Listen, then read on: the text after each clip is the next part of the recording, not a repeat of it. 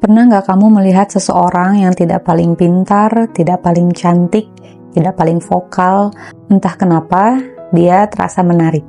Dia tidak berbicara banyak, tidak mencoba menjadi pusat perhatian, tetapi ada sesuatu di dalam dirinya yang bikin kamu ingin lebih dekat.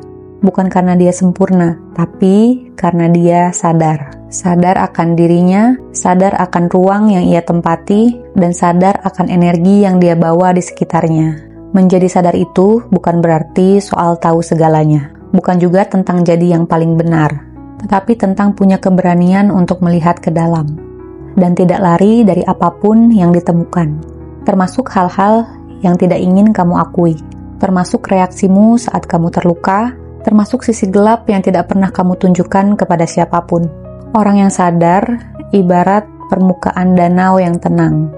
Ia tetap tenang bukan karena tidak ada badai, tapi karena ia tahu kapan harus diam, kapan harus tenggelam, dan kapan harus muncul kembali.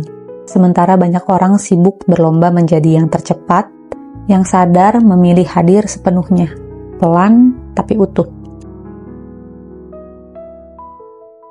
Apakah kamu sudah pernah hadir sepenuhnya?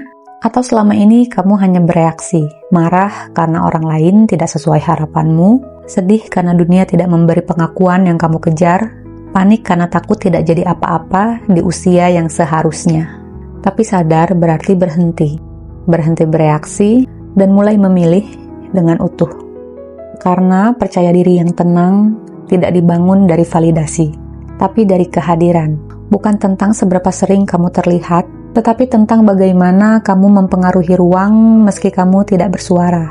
Kamu tidak harus sempurna untuk memancarkan kekuatan. Cukup hadir, cukup sadar, cukup jujur pada dirimu sendiri. Banyak orang berpikir menjadi menarik berarti harus bisa semua hal.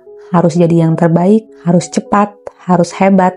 Tapi kadang orang yang menarik adalah orang yang tidak sibuk membuktikan. Dia tahu siapa dirinya, dia tidak perlu menang di semua ruang, dia tidak reaktif.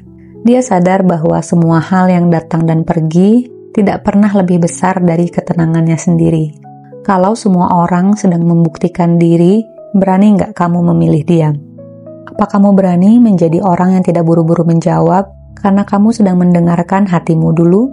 Apa kamu berani menjadi orang yang sadar bahwa hidup bukan perlombaan, tapi perjalanan pulang ke dalam? Menarik itu bukan soal ranking, bukan soal validasi dari luar, tapi tentang menjadi seseorang yang hadir dengan kesadaran penuh, yang tidak reaktif, yang tidak panik saat ditinggalkan, yang tetap tenang saat tidak dipilih, yang tetap berharga bahkan saat dunia tidak bertepuk tangan.